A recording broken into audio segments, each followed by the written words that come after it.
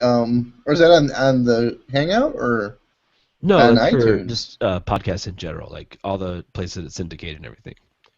Oh, well, shit. Then you better mark it explicit. Thanks for that. So, welcome to the episode where I look like I'm practically gonna die. I should have adopted Matt's idea and worn sunglasses and a hat, and then no one would know that I'm practically gonna die. But who knows if I'll even make it? There's that. Well, we hope you do. We hope you make Yeah. it. Do we? Well, Okay. I do. You do. All right. Fantastic. Thanks for your vote of confidence. Anytime, buddy. All right. So apparently the podcast is alive. I am Yes. possibly alive. I don't know. It is time for bed. I agree with that. So we're gonna get this thing started pretty quick. What did I call this one? Do you know what I called it? Yes, I do. I don't know. You called it. You're the boss now. Yeah. Is that good? Is that a good title? I don't know. What do I you mean, suggest? I don't know. I kind of like who's the boss. Okay, fine. Who's the boss? Whatever. Is that? I mean, can you change it? Do you have to go and change the Well, I mean, I can change it for the actual podcast, and I can change this later on or YouTube. like No big deal. or like a boss? Like a boss? I don't know. Which one do you want? You got to make up your mind. Let's do like a boss. Like a boss. Okay. Yeah, because who's the boss? That's like Tony Danza. That's. Yeah. Fantastic. Okay. Give me some silence, man. Sorry, dude. I can't. Welcome to the Loosely Couple Podcast, episode 20, Like a Boss. Tonight we're going to be talking about how do you decide if you want to, freelance, if you want to work for somebody, if you want to just be a potted plant in a room. Like, how do you make that decision? What are the advantages and disadvantages? What have we done? What was successful? What failed? Whatever. We're going to talk about something like that. I'm your co-host, Jeff, and this is Matt. Matt, how's it going tonight, man? Oh, it's going, man. It's going. It's can't believe it's 20 episodes. This is our 20th Yeah, episode. we've done We're good. Yeah, we're coming up on our anniversary. I think here Yeah. relatively soon. Did you plan a hot date, or do I Uh, plan well, you do everything, so I'm gonna leave that up to you.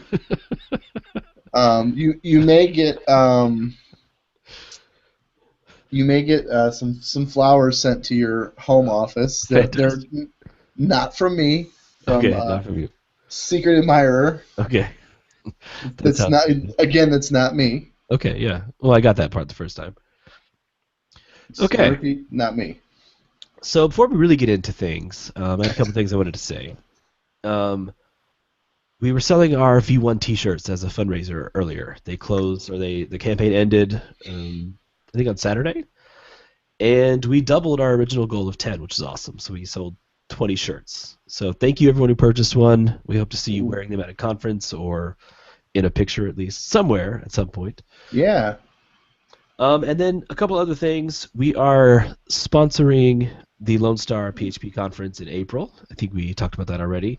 It's an awesome conference. If you are not familiar, you should go there.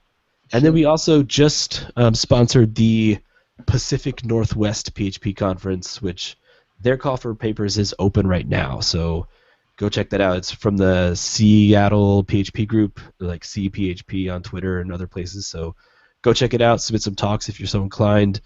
Check out the conference in general. Hope to see you there. Hope I get to make it out. So there's that. And then finally, we are recording live episodes different than this Hangout style. Live in-person episodes at both Lone Star and PHP Tech this year.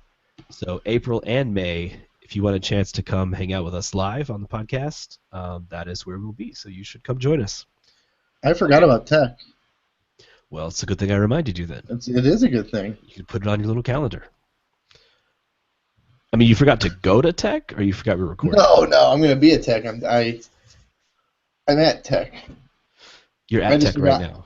now. Right now. I just forgot that we were recording. Yeah. Well, we are. I mean, at That's least what that's what we that's what I agreed to. hear. So I don't Yeah, that's know. what I hear. Yeah. That's our theory. We're running with that. So. So I have to point out too. This is my first episode on On drugs? Well, on prescription drugs? Sorry, I didn't mean to make you laugh. I know that doesn't feel good to your body. It's all right. Yeah, so this is my first episode of prescription drugs. Um, so And I'm how's that curious. going, man? Well, we're gonna find out. We're gonna do this together. Yes, this is part of the mental health thing that we talked about in episode 17 or so, or somewhere around there. And 15 the maybe. 15, I don't know, something. Um, go check it This is out. one this is one of those I don't episodes. feel like looking it up right now. Okay. That's okay. They can look. They'll Yeah. give us So more page clicks on our website. yeah, or nobody's gonna look at all. So there's that too. All right. So what are we actually talking about tonight? Everything but the topic. Yes. Now we're talking about like a balls. Yeah. I'm aware of that. Yeah, I think it's interesting. So you currently work for somebody. So you have a I do. boss. I do, yes. Yeah. Have you ever worked in a time in your life where you were the boss? For a brief time, yes. It was actually back during a time when my when my previous boss and previous company didn't want me there anymore. It was when I got laid off, and I had gosh, it was probably about 2 months where I had to make money. Where I had a family, a house, and I don't know if I had one kid, or I think I only had one kid at the time. No, I had two kids. I had some number of kids at the time. I think I had both of my kids. Um, and yeah, and so I had to find a way to kind of make some money in the meantime while I wasn't getting paid. And so I was able to try to do that for a little while, but So it you were was straight hustling then. yeah, I was doing some side jobs. Got one big side job that kind of helped me over Hmm. well, which was fortunate on my part, obviously, but I I have a really hard time with it personally. Like I have a hard time just with so when it comes to just like cranking out code, right? Whether you're doing that for an employer, whether you're doing that as your own boss or your own employee or whatever, however that works, it's pretty much the same. You're just writing code, right? The code process is the same. When you have an employer, they do lots of awesome stuff for you that you don't ever have to worry about, Yep. right? They make sure Some of them that do. yeah. Well, if they're not like paying you and like that kind of stuff, then you should question whether they actually ever hired you. Um, That'd be an interesting conversation. right. Like so like I think there's a Seinfeld where Kramer goes in and starts doing work. He's like in all these meetings, but he never was actually hired and he's not getting a paycheck. Nice. But they do all that kind of stuff. They do all the insurance and they do again, if you're lucky, they do your salary and just kind of make sure you have equipment to work on. They do all that kind of stuff for you. And that's all stuff that you kind of take for granted, or at least I did. And when I was on my own, like I got laid off, I didn't even have a computer. I was a computer programmer with no computer. So I guess I was just a programmer at that point. I don't know. But, so I had to get a computer. I had to go out, I had to find all my own work. Hmm. I had to make sure that I got paid.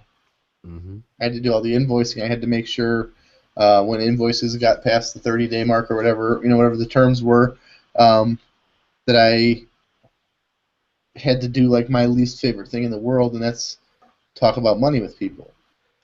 Collections, man. Right, right. So I had a really hard time with it. I had a really hard time, doing all that kind of administrative stuff, doing all the salesy type stuff where you got to go out and then, as you probably know, given that it took us like 15 episodes for me to even remember what time we actually start recording, um, I didn't do horribly well with scheduling my time. Yeah. I can see that being a problem if you're a freelancer. Yeah, yeah. I think that's like one of the first things you got to get sorted. Yeah, I think that's a lesson that a lot of people learn the hard way, right? Like I'll consider myself fortunate that my dad, when I was significantly younger. My dad started, his own business, and he's working out of our house, and he's in construction, so he's like, okay, well, I'm gonna start a little, like, kind of handyman-ish, but not as simple as, oh, you broke your window, I'm gonna come fix that, but like remodeling handyman kind of concept. Okay. And so he was doing a lot of that work. Well, the problem was, he was not very good at the, accounting side of it.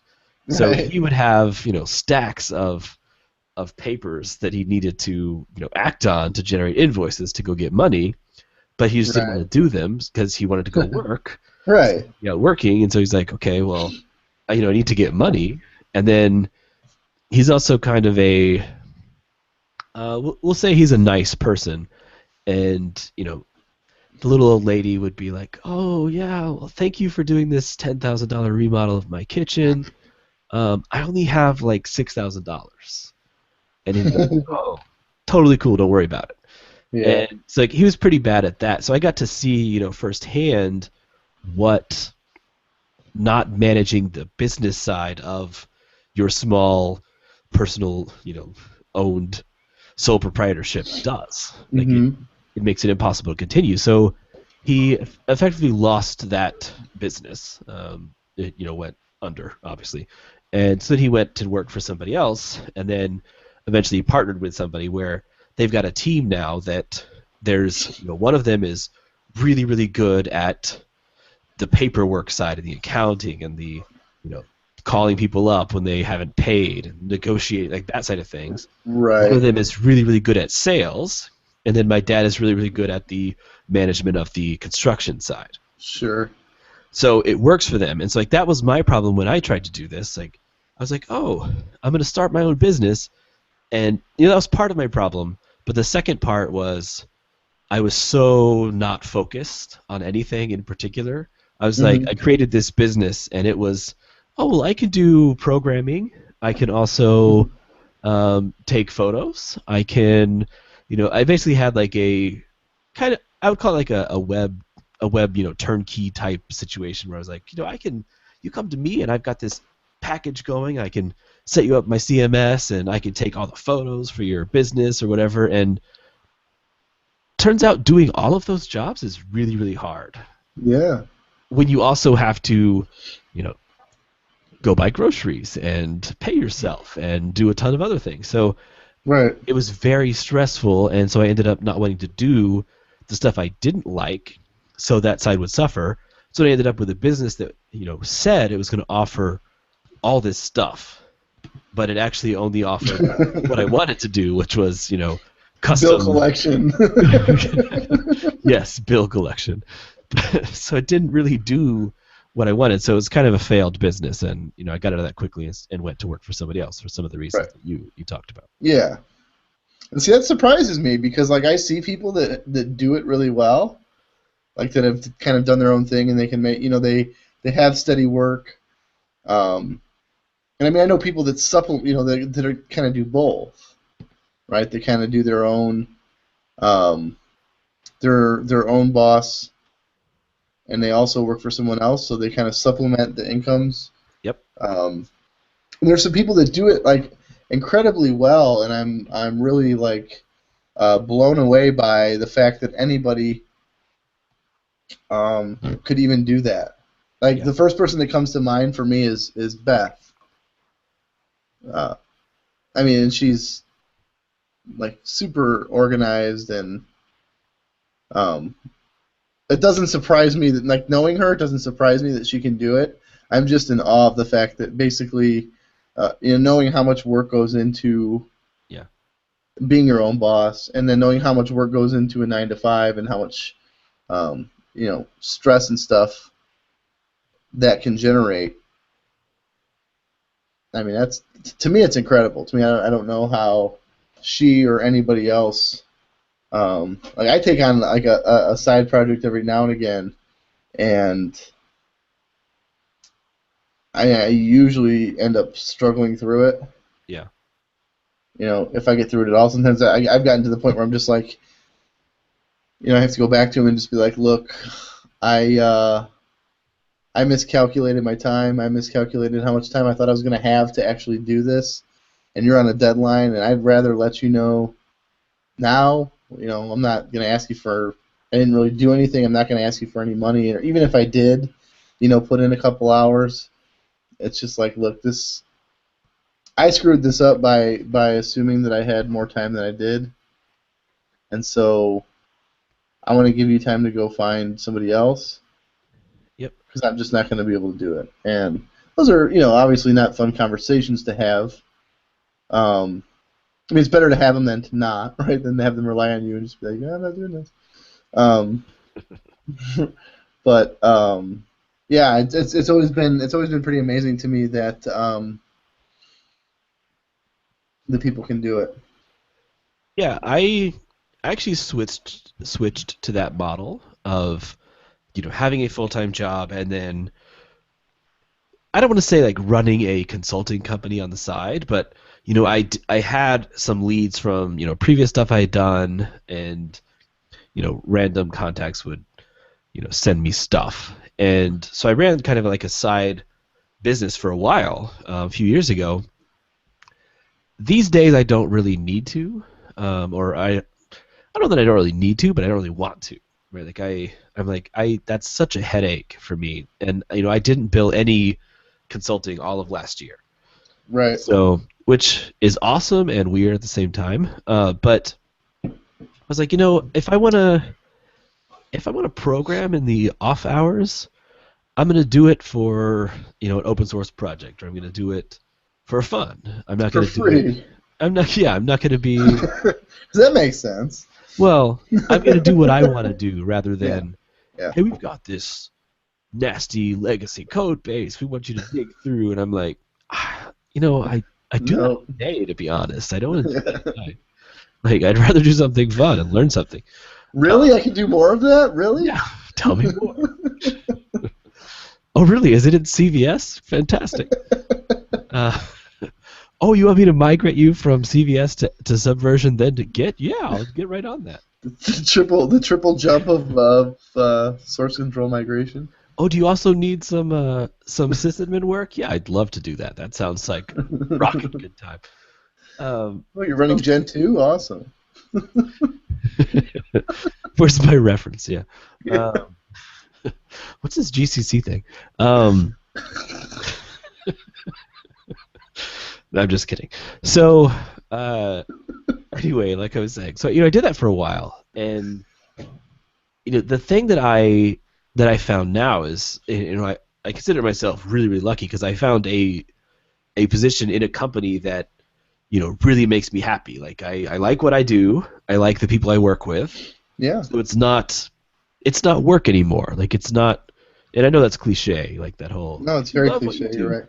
But you never work a day in your life. You never get to work. But I mean, I do. I work lots of days of my life, believe me. But it's something that I don't feel like I need to do in the off hours too. Like I want to do something else. So right. I go take photos for fun. I'm not selling them to anybody.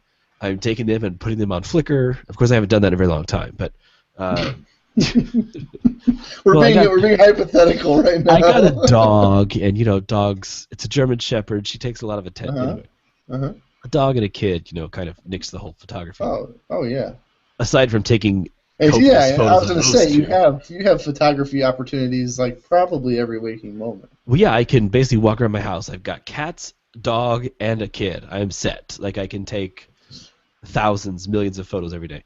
But anyway, I found that the real advantage to working for somebody over being my own boss, like running my own company, is I don't really assume a lot of risk being employed. Mm-hmm. Like right. there is always a small amount of risk that your company's leadership is siphoning money off, or they're not being honest with profits, and so they're not going to be able to pay you.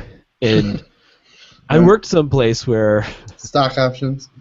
Yeah, well, I worked at a place a long, long time ago that I got a paycheck and I went and deposited it in my account, and then it didn't clear.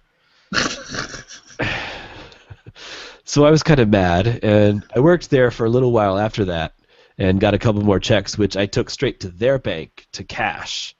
And a couple of the times that I went to cash them, they were like, "You got to come back some other time. They don't have enough money to cover this." And I'm just like, so they're assuming a lot of risk. I quit Yeah, after like the second time, but that's um, good.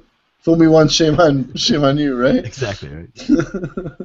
But they're assuming a lot of risk, and they're investing a lot in you. And I was having a Yeah. conversation with a friend of mine, and we were talking about this whole idea of investment. So you brought up equipment earlier, where Uh-huh. you work at a place, and it's like they're paying you over several years hundreds of thousands of dollars, and an investment of a $3,000 MacBook or something that's going to make you happier and slightly more productive is nothing. Like, it's not a big drop in the bucket. Right, right. But when you are owning the Mm-hmm. business and you've got accounts coming in, you've got to buy groceries, that $3,000 MacBook becomes kind of a, well, do I need this? Do I actually? So you have to think a lot more of, do I need this? So you're mixing the responsibility. You're trying to weigh it against, you know, against the benefits, and that's a Right. tough decision to make. Right. No, and that's I think most once you hit a certain level, most of the jobs, right, so it's easier to kind of see it coming if you're working a job where you're getting paid an hourly rate and you're getting paid by the hour, and you have to punch a time card, or I don't know what people will do with time cards these days, but where you have some sort of. No, I've had jobs where I've had to punch a time card. There was the big Kerchunk machine, and and it puts a stamp on your. Yeah. That's neither here nor there, but because like when you're hourly, they can just start cutting your hours, right? And like you can see that, you can see what's happening to your paycheck, right? Yep. You can see it before you even get your paycheck, right? Oh, I only work 35 hours this week instead of 40. I'm gonna get less money. The problem with when you're salary, um, is that you've agreed to get paid this certain amount every month, or every year, however you set it up, right? And so whether you work 35 hours or 45 hours, you're expecting to get the same amount. And what happens when things start going poorly? If you were hourly, they'd just cut your hours back to 30 or 25 or something. When you're salary, they just figure out who the most strategically important people are, Hmm. and they get rid of everybody else. Right? I've been at companies where I've been laid off. I think at the newspaper we went through. I survived, I think, three big rounds of layoffs before they actually got me. Um, and I was working in IT at the time, so I got to be super involved in them. Like waiting for the manager to call them into the office, and then like ninja rolling out of the bushes and locking them out of their computer, and then phoning upstairs while somebody else like disables their account. I mean, really shady stuff. Um, and it's just like so. Like for me, I totally agree. Like you don't assume that much risk. Things like that happen, right? And if like when I got laid off, I think I found a job in 2 months, right? So even if something doesn't work out at a job that you're at, I think it's a lot easier to go find another job than it is like if your company goes flat to try to start another company. Yeah. There's less risk involved in finding a new job than there would be in failing a company once and then hoping that you learned enough lessons. Just ride it on out, man. Things will get better. Things will get better. Just yeah, keep on trucking. Um, but I will say the one thing I noticed this at I think pretty much everywhere I've been, and it's not a knock. It's just you go there and you're working on somebody else's idea, and you're doing it kind of the way that they want you to, or the way they envision it, or sometimes you get there and the project's so far along that there's really no other option. It's the way it is, and you're gonna just have to deal with that and work with it. Yeah. And I think the only reason I ever, at this point, I ever would consider working on my own, or working for myself, or being my own boss, or whatever, is the types of projects that, like, I would get to do what I wanted to do. Maybe. Not with, I mean, I wouldn't want to do all the administrative stuff and budgeting and accounting and. Yeah, you wouldn't want to do the business side of owning I wouldn't business, want to do right? any of that. But But sounds like a drag. Yeah, right. But the programming, I could strategically take stuff that I wanted to do. Once you kind of get rolling a little bit, you could go the model, go the product model where you actually, build something that's like a subscription model that people are going to pay you monthly for, and it's kind of passive income. You could do any sort of those types of things and any combination of those things to kind of say, okay, for me to live, with insurance, with groceries, with my mortgage, with your zoo, whatever you have, whatever situation you have going on at your place with all the animals. You talking about me? Yeah, I'm talking specifically about you. I have 3 animals. It's like a small zoo. The world's the saddest zoo in the world. The saddest zoo ever. And right, so you find that number and you say, okay, I need to make, I don't know, throw a nice round number out there. I need to clear $5,000 a month. Yeah. To pay my mortgage and take care of all that stuff, right? And then you can kind of strategically plan how you make that $5,000. You don't want to be doing, you're going to run into all the clients that want the next Facebook. Like, I don't know if people even still ask that. For a while, that was the thing. Like, No, it's Uber for X. Okay. Yeah. Yes. Yeah. So right. So build me the next Uber for cat food or something, right? Yeah. That sounds. Actually, I'm gonna write that down. That's a good idea. Right. So you can be selective and not take those, or take them. Whatever you want to do with those projects, and kind of, I don't know. I almost think of it like as a portfolio, right? You get to kind of take the different types of work, the stuff that you really like doing, and the stuff that maybe is a little bit more of a drag, but it's consistent and it pays well. Yeah. And do that. And then if your subscription model takes off, right, and you get to a point where you're bringing in $5,000 just on that, then you can just like buy an island somewhere or something. Then you've made it. You're done. Yeah, totally. So that's the one. I mean, there's probably more, but that's the one big draw for me to be like, someday I want to own my own thing and do my own thing. I thought about it. I'm like, as soon as I could afford it, I would totally hire somebody to do all the stuff that I don't want to do. Yeah. I think that's the big thing, like being honest with yourself. If you're going to start on that path, like be 100% honest with yourself. If you're not going to put the work into that side of things, Mm-hmm. you need to figure out a plan to get someone in there that is going to do that stuff as quickly as possible, because Right. without it, you will surely fail. Like, that's just how it works. Oh yeah, you can be the world's best programmer, and if you don't have that side of the house sorted and ready to go, you won't get paid, or you'll double book stuff, and you'll blow clients off, you'll lose clients.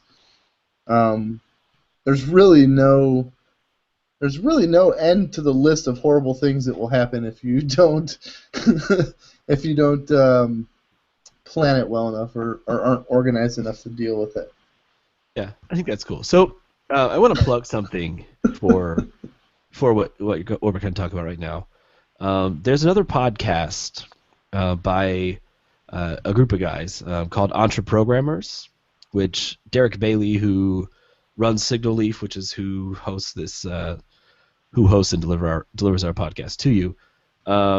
They've got a podcast specifically for programmers who are entrepreneurs, hence the Entreprogrammers.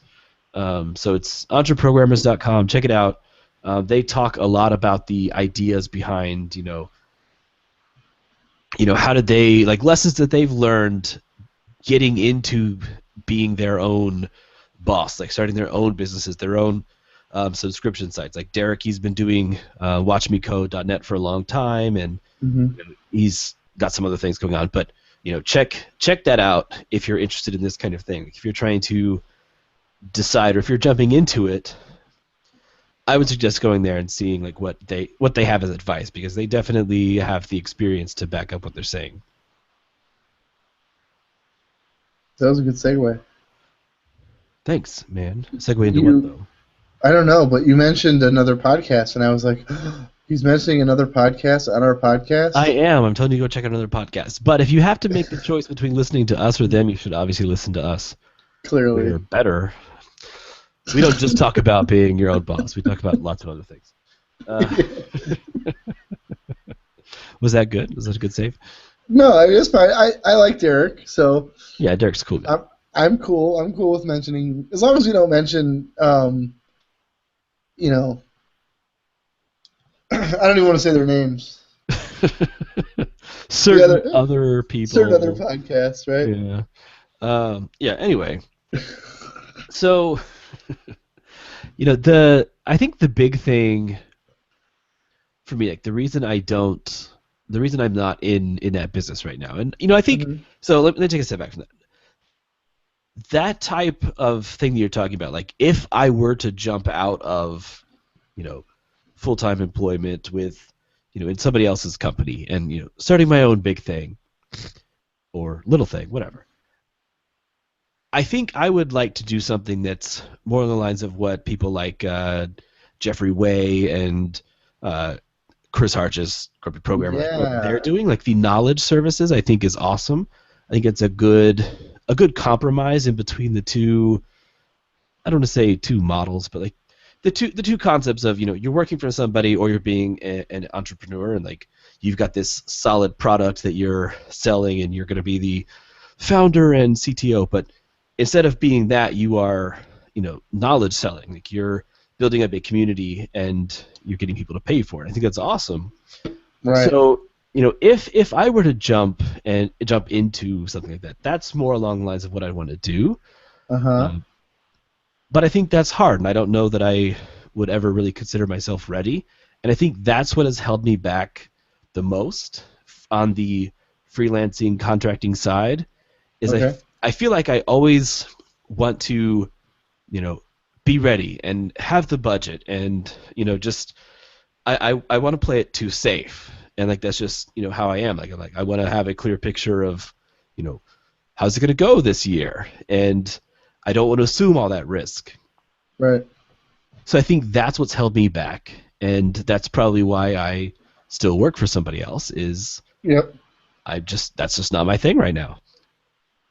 I'm glad you brought that up, though, because that was definitely a topic I wanted to get into, right? Instead of doing the whole client consulting route, that I think most people, when you hear them say, I do freelance, at least I think of people that kind of, they're going to people's businesses and saying, hey, your AS400 system kind of blows. Let me write something that's, that people actually want to use.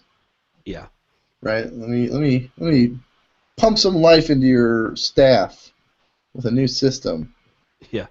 And so that's the kind of thing that I think of. But in knowing Chris, and I've never really seen anything that Jeffrey's done, but from what I understand, it's quite good. That's like a whole new level of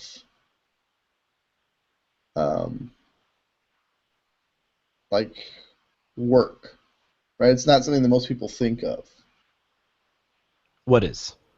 Like the whole kind of training, knowledge-based thing. Yeah. It's not the first thing that comes to mind. And my first experience with it, and and you're gonna laugh, and so I'm warning you so that you can prepare your fragile body.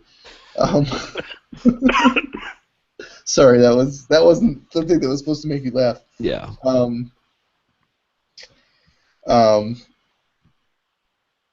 forgot what I was to say. No, when I was at the company in Chicago, we had an agile coach come in. We actually had 2 agile coaches come in, and we paid these agile coaches a lot of money, from what I recall. Mm-hmm. Which is fine. They came in and they taught us how to agile, and as you can tell from some of the, it really stuck. yeah, as you can tell from some of the other previous episodes, it went really well. No, but again, I do want to point out the fact that it didn't really go well had nothing to do with the fact that the agile coaches were not good. They were actually all really good at what they did. But like I saw that, I'm like, so this guy comes in, like, it doesn't. I want to be careful how I word this, because I know they all took a lot of professional pride in what they did. Yeah. And I mean, agile was their thing. This wasn't some sort of but like ultimately at the end of the day, like they came in and they gave us the information that they could give us. Right? They gave us everything they could give us that they knew about agile, which is like stand-up meeting retro. You love agile so much. That's agile. Yeah. As long as you have a stand-up, you're agile. No, they went through and taught us everything they knew, and kind of taught us how to do it, and held our hand through some of the first kind of things, which is great. That's what you would expect somebody in that position to do. At the end of the day, if we don't do that stuff, right? If we don't take what they taught us and actually apply it, which is, you can maybe kind of guess that's what happened. It's no skin off their ass. Yeah. Right? Or I'm sorry, but. I think ass is okay. Is ass okay? Do we have to mark it explicit if I say ass? I don't know. We'll ask Dragon Man Tank. Let us know. Okay, because that'd be pretty shitty. Yeah. I think this gave you more work. No, they came in, they did exactly what they were supposed to do, and here's the information, and you do whatever you want with it. Right? And so that's like, to me, that's awesome. Like when you have a project, when you're like, I'm going to build you Uber for, hermit crabs. Like you're responsible for making sure that that's up all the time, right? That your availability is whatever it is, that your code's working, that if there's bugs, that they're getting resolved. Like you're in that constantly. It's always like a thing, right? When you do kind of the knowledge-based stuff, right? You have a program almost, right? A course that you teach, whether it's with testing or Agile or Laravel. I think I don't know what Jeffrey does, but I think that's what it is. He does other things besides just Laravel. Okay. I mean, it's called Laracast. Okay. He does other things as well.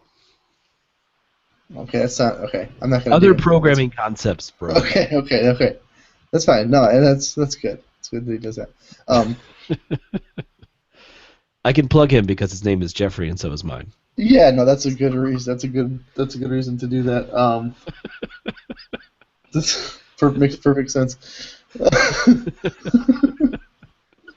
But no, you have this thing, and it's a duplicatable. It's a duplicatable thing, right? You just go. You can, if you really got good at it, you could just like fly all over the country and go to companies and be like, "Hey, bro, this is how you Laravel," and people would be like, "Here, take my money. Show me how to Laravel," and you'd be like, "Okay." And then if they didn't do it correctly, you'd be like, "I still got your money." I mean, think about it. It's like perfect. Is that okay? It's perfect. It's the perfect. Okay, so I'm gonna crime. I'm gonna suggest that you should definitely not ever be in customer service. Like someone calls you up and is like, "This is terrible." And you're like, "Doesn't matter. I've got your money. See ya." Like that's No, okay, so it's different though because right, if I have a newspaper subscription and I'm like, hey, I didn't get my newspaper, yeah, and they were like, whatever, dude, we got your money, right? I'd be like really pissed, right? Because you didn't. There's an exchange going on here. I give you my money, you give me a newspaper. That's a horrible example because no one reads newspapers, but you know but what you I give mean, me something that I find valuable. right?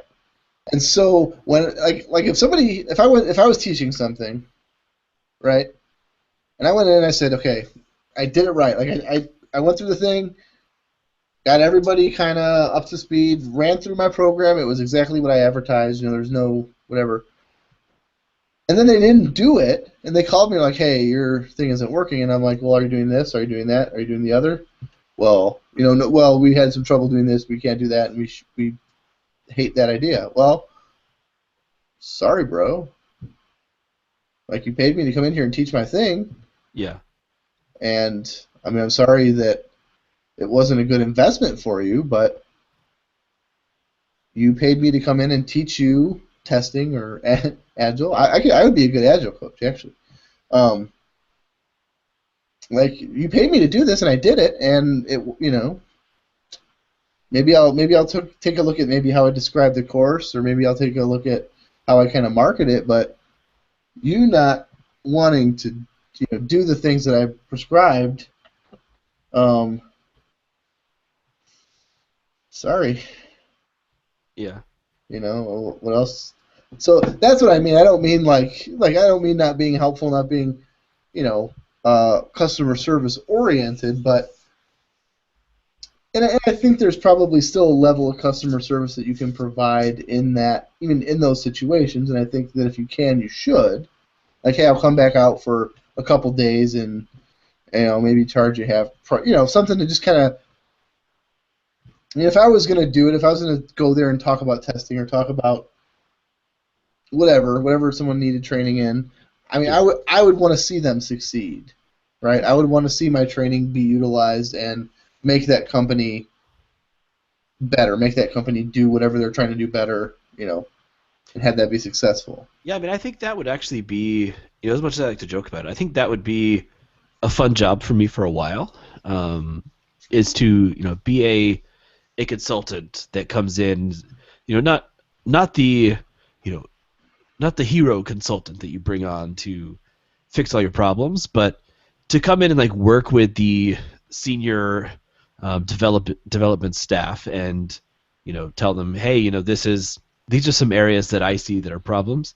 And it kind of I got this idea for this way of working, I guess, from these consultants that would come on to fix old Solaris boxes and Right. like Sorry. where I used to work. These consultants would come in and even in like the big like the bigger groups, like the bigger computing groups and everything, they have these people that come in and they get paid $200-$600 an hour to come in and be like, well, yeah, I mean, your problem is you didn't do this right, okay? And then they leave. And it always annoyed me because sometimes they would come in and suggest things that other people had already suggested. Sometimes me, sometimes coworkers, and we're just like, we said to do that. They waited for the consultant to come in. So I've always thought a fun job would just be to go around and through getting exposure to tons of code bases that have all sorts of problems and architectural issues and just learn from that, and then also use that opportunity to teach people what I've learned through fixing old code bases of my own and this consulting stuff. So I think that'd be a fun job. But the problem that I would have with it is I actually, as much as it pains me to admit this, I actually like fixing problems. Like I like looking at. Why does that pain you? Why does that pain you to admit? Because it's like I've resigned myself to the concept that I'm always going to find this nasty ball of mud and figure out how to fix it. Like that's what I like to do more than I like to start with a blank repo and build a palace. I would much rather like take a mentoring app. yeah, yeah. You'd like to take what I screw up and make it into a huge ball of mud. Yeah, I like to take large messes and figure out a path forward for them. That's what I'm good at. I've done that a lot, and that's what I like to do. So I would love to find an opportunity to do that, but I don't think that I would last in it for a very long time. Right, I see If what you're saying. that makes any sense. So I think the key for me to be able to do that would be to find some group of people that we could all do that together and kind of do other things as well. So we could find big balls of mud that we could work on, and then one of us could go consult at a bunch of other places and bring back the knowledge that we've gained. And I think that would be a fun company to have. So like a bunch of friends, PHP friends. Well, probably in your case. Rails friends, like right? Rails friends, yeah. And nice. I agree. Like to me, that's kind of what like Rove seems like to me. Like so I'm gonna admit I'm gonna out myself here that I don't really know what Rove. You don't know who Evan does. is? I know who Evan is. I don't really know. Like I have an idea of what they do. It's something with computers, I think. Yeah. But I don't really know what they do. But it seems like somehow I look at who works there, and I look at all the things like. It seems like they put together like a team of people that all really like each other. They get along probably most of the time. Yeah. Right. And they get to do kind of some stuff that they like to do. Yeah. What I think they do is I think they just tweet a lot. They're a professional tweeting company? They're a professional tweeting company, yeah. No, I mean, I think they do a lot of consulting, especially around the Zen framework. Zen stuff. CF2 stuff. Like, they do a lot of that. That's what I understand. And then Chris complains about it to something he's working on every day, so. I don't think I've seen that. Really? I'm just kidding. No, I'm just kidding. Hey, we can say whatever we want today because he took today off Twitter, right? He did. Yeah, he can't tweet us. Yeah. And I don't think he watches our podcast, so I think we're probably safe. I think we're good. But no, yeah, that's what Rove kind of seems like to me. Is like, hey, let's do some cool stuff together, and like, I don't know. I think anytime you work with people, there's gonna come points where you want to punch them in the head,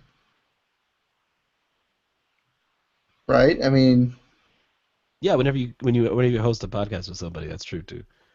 What are you saying?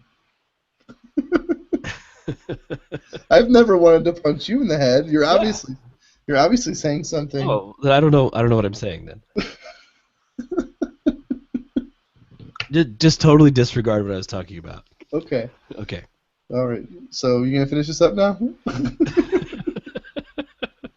Yeah, I guess we can. No. No, I meant you by yourself. As I rage quit. Yeah. No. Yeah. No, I think that would be really neat. I think that'd be a fun idea. Like, and it almost seems like it'd be more sustainable to start that way. Like to say, hey, you know what? Me, you, and you, and you. We're gonna do this kind of thing. Like, don't quit your day job yet. Right? Like, let's kind of see how this goes. Let's maybe get a couple projects. Yep. Let's see how the flow of it works, and let's see if maybe this is something sustainable that we can do. And like another thing, like when I think of Rove, I think of like they're all good programmers. Theoretically. I mean, yeah, they're all programmers. Right? From what I know of them, they're good. I would look up to any of those people individually. Yeah, they're cool guys. Like what you kind of don't see is like the soft skill, like what we were talking about before, like organizing the projects, doing all the client communication, doing all that kind of stuff. Like, I think you'd have to have people like if it was me and like 3 other people like me, I don't know that we would make it like a full 24 hours. Okay. Because, you'd have 3 people working from 7 a.m. until about 9 o'clock at night, and nothing. You get a lot of work done, but like nobody would get billed, and nobody would like collect the money, and it would just be like. So I think you need like a varying set of other skills. Yeah. That you Skills that need people to, have acquired over a long career. right. Yeah. A very specific set of skills, if you will. Yeah. That you need to practice them. Um, yeah. What are we doing? So I have no idea.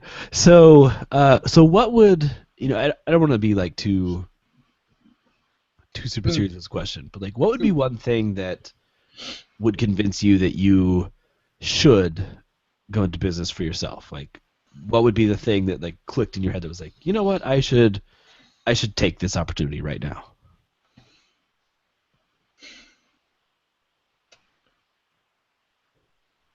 Um, Silence. no, that's a really good question. That's why I asked it. No, making me I didn't think we were gonna make each other think tonight. Oh, Oh no, you said laugh. laugh, yeah. Sorry. So for me, I think the only thing that would really like where I would just be like, I'm going for it. Uh-huh. Um, would just be kind of finding that thing, like finding that space in a market that's kind of because like I've worked for a lot of really interesting places that do a lot of really interesting things that aren't like they're not always super sexy. Yeah. Um, like they're kind of like, hey, we do this thing, and like this industry relies on us completely to do this thing that's like you would never think of in a million years that anyone needed to do this. But like we've kind of grabbed this industry and we're respected in this industry and we get a lot of work in this industry. It would have to be for me. It'd have to be something like that. It'd have to be like there's a need and I had like an epiphany or like a I don't really dream, but like a some sort of like vision quest or something where I don't think I used that term correctly. Some sort of vision where I saw like, oh my gosh, there's a need right here, and if I move right now, I can kind of parallel park my way into a pretty lucrative situation. Yeah, I think so. To answer my own question, I think for me, like the key that I've seen in other people's success is they've found a way to find something that they're passionate about and turn it into some sort of product, like something that Mm-hmm. works in the industry or related to the concept. So a couple examples of that, or like I think the most recent example of that.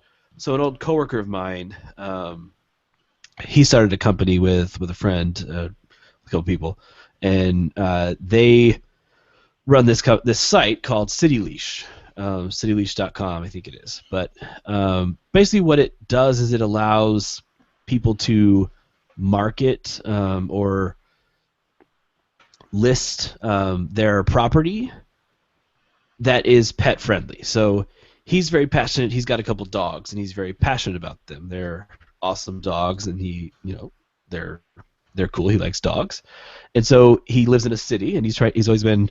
You have to find places that will accept them if you're renting, so you're not buying. You've got to figure out a way that you can have your dogs and live in a place.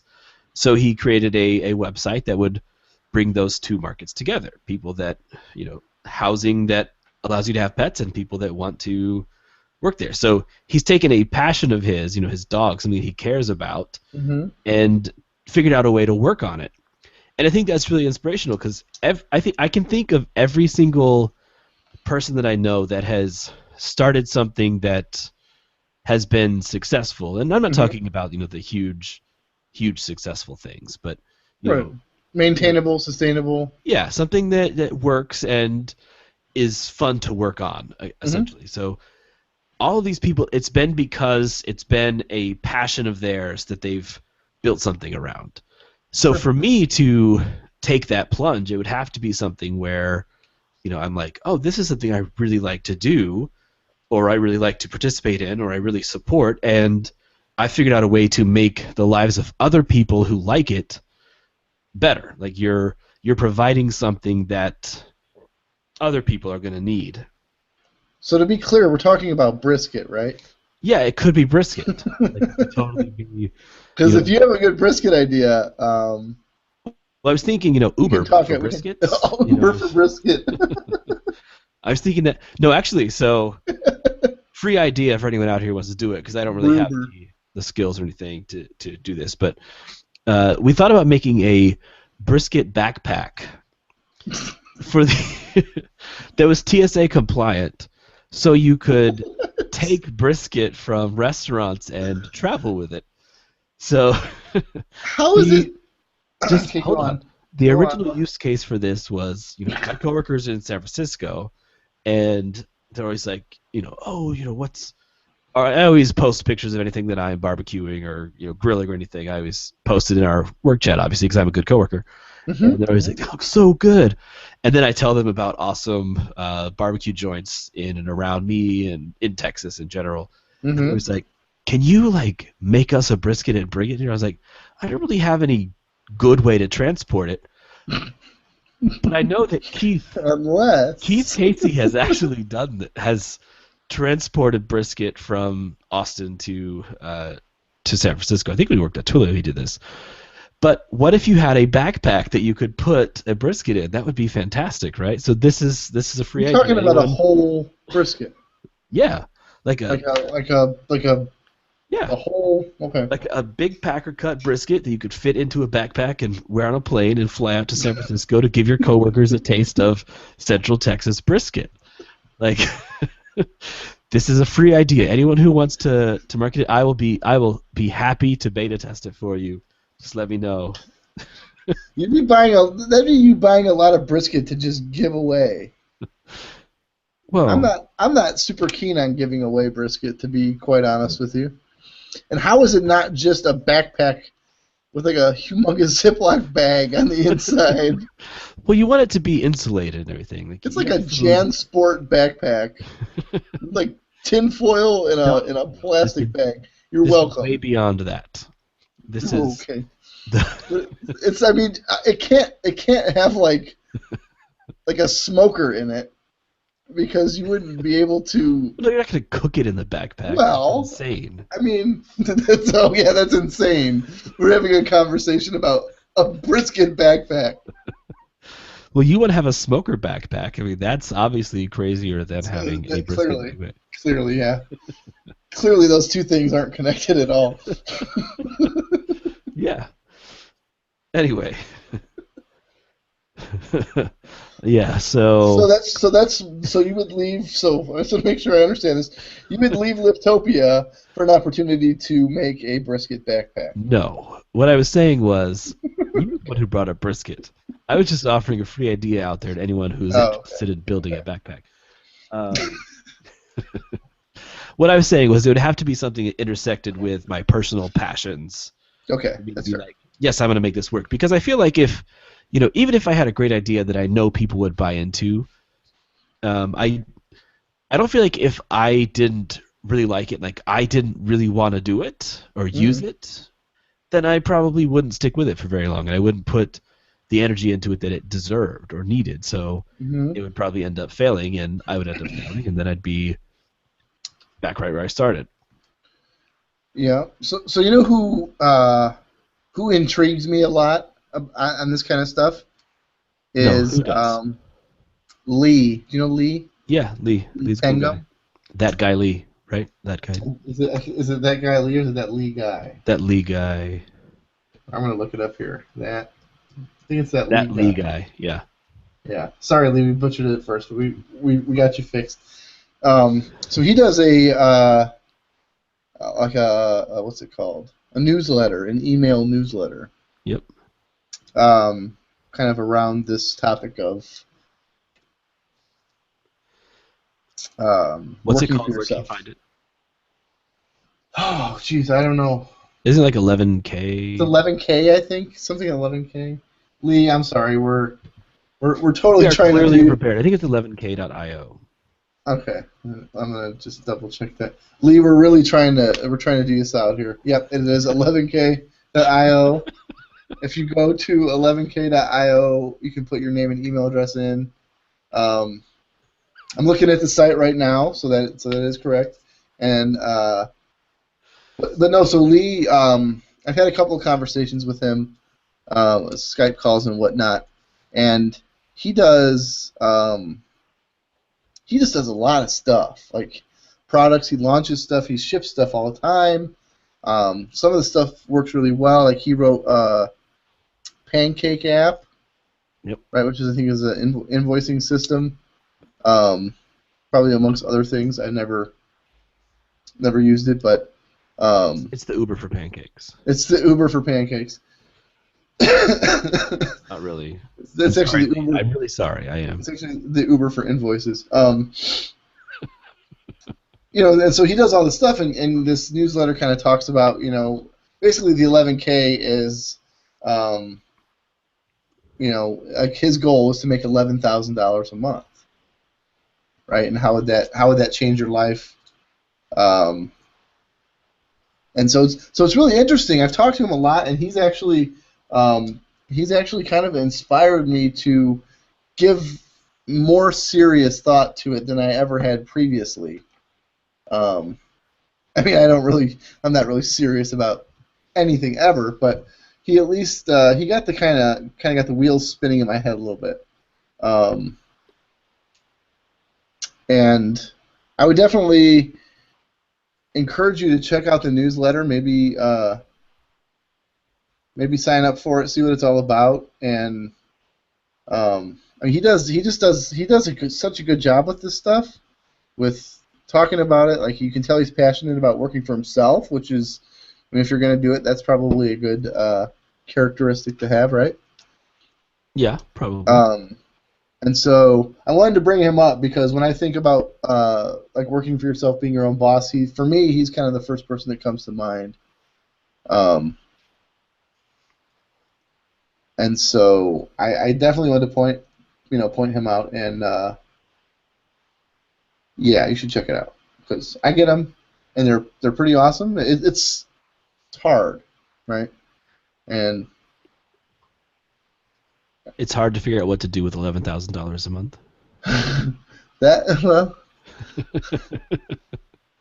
I know what I would be doing with $11,000 a month, and that's probably giving it to people. You'd be hosting this podcast, right?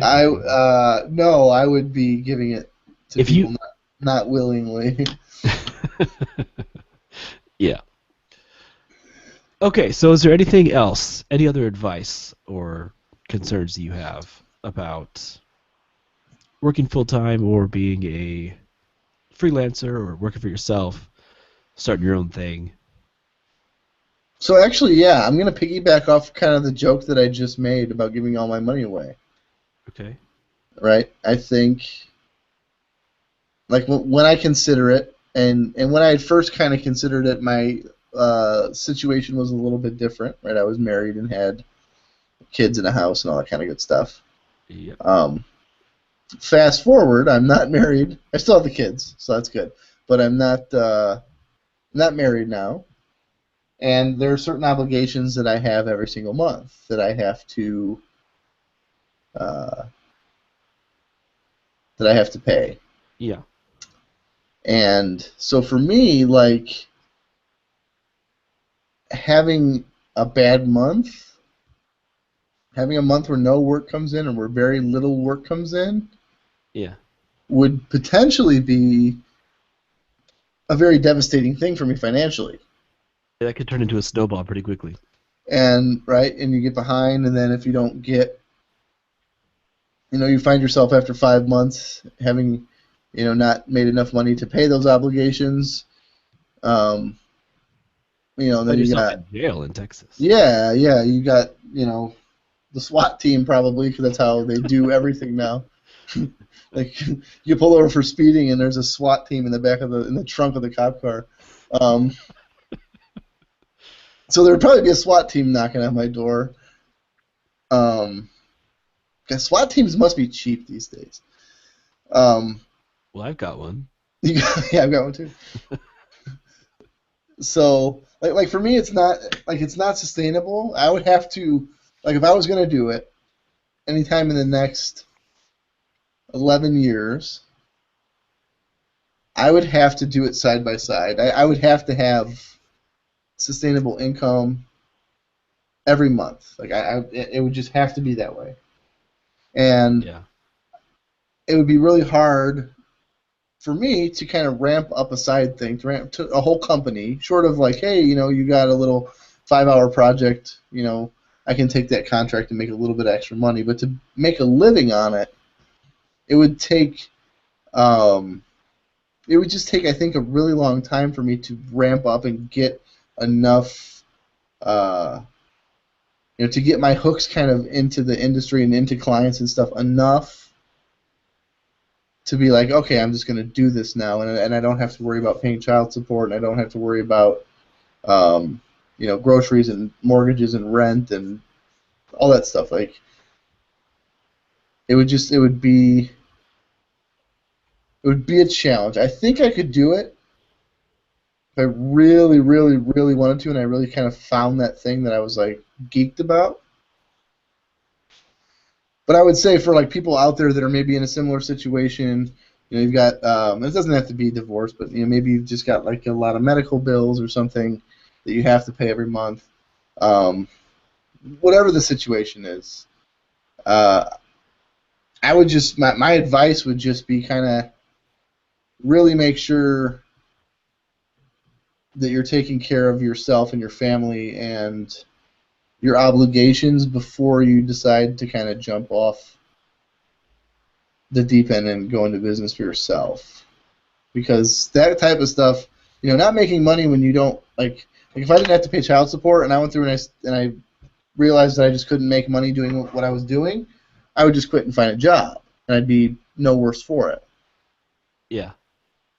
But like you said, you know, there'd be SWAT teams involved now, so you have to really consider your circumstances and your you know it's a big conversation, and it's a big thought process. Yeah, it's a big decision to make because Yeah. you're at on one side of the coin you're having a crisis of do I have confidence that I can actually make this happen, and then the other side it's well do I want to really risk that, I think I can do it, but do I want to, am I at a place where it makes sense to do that? Right. And yeah, I mean that's the worst thing about growing up is when you start getting responsibilities that are beyond just yourself, it's Mm-hmm. I can no longer just, scrape by or just I'll figure it out tomorrow. You have to actually Right. think about the choices that you make, and yeah, Right. You it's can't rough. you can't sustain yourself on frozen taquitos for a month when you Wait, have. why not? Okay. Well, Just kidding. I thought you'd have invited me over for dinner by now. Yeah. No, So I've seen your pictures. You make more than taquitos. that's true. That is true. Okay, so is that it? Do you have anything else? Yeah, I mean, I guess that's it. Yeah, cool. I think this was fun. I think this was kind of educational a little bit. I think this is our shortest episode. It might be. Part of it might be because I might die in the next 5 minutes or so. But Okay, well, can you last 5 minutes? Do you want to see if anyone in IRC has questions? yeah, for sure. Or comments, or if they want to give a summary, if their Yeah, I name is think Dragon Man Tank. That's not whose his actual avatar name. looks awesome, but may or may not contain an actual man. There's a theoretical man in the Yeah, tank. allegedly there's a man inside the tank. Allegedly. I have not seen this man, so I don't know. Yeah, I mean, really, at this point, you could almost just kind of like say anything was in there. There'd be Yeah, I mean, no real way. you can't disprove that there's not a unicorn Like, inside. what if there's a woman in there? That'd be awkward, right? If your Yeah, name I was mean, Dragon Man Tank. yeah, Dragon Woman tank could be a thing. So it doesn't flow the same. Sure, it does. It's fine. Dragon Woman. No, that just sounds like Dragon Man Tank, like kind of flows. Dragon Woman Tank just sounds like 3 words crammed together. Yeah. If you're wondering what we're talking about, go check out Dragon Man Tank's Twitter avatar, and you can see. Okay. So we got a cool summary from our ombudsman. Don't go into freelancing unless you can do it, or the SWAT team will get you. So that is that's pretty spot on. That is pretty good. That's actually the best one I think he's ever done as far as accuracy. We do have a question that's not really related to what we talked about, but is related to something that you can see. Wants to know if I just collect lanyards, or if the lanyards that I have hanging up over here are from conferences. They're all from conferences, and I actually have more of them. I was doing something with them earlier, but yeah, they're all from random conferences I've been to over the years. I just keep them up there. Yeah. Yeah, it's pretty cool. That's cool.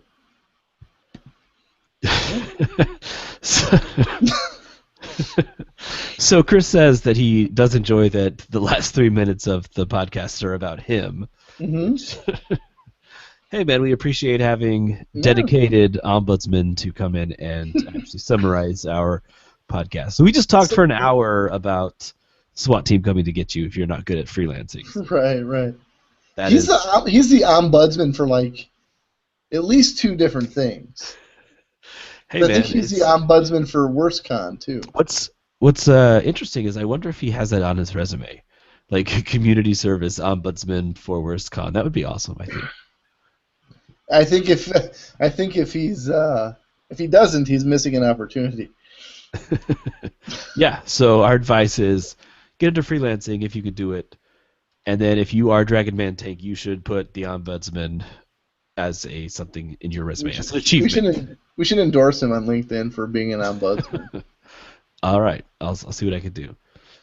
Okay, that's great. So this has been episode 20 of the Lucy Couple Podcast, where we talked about freelancing, or as we're calling it, like a boss. Like a boss. Like a boss. Thank you very much for listening, and we will see you next time. Later.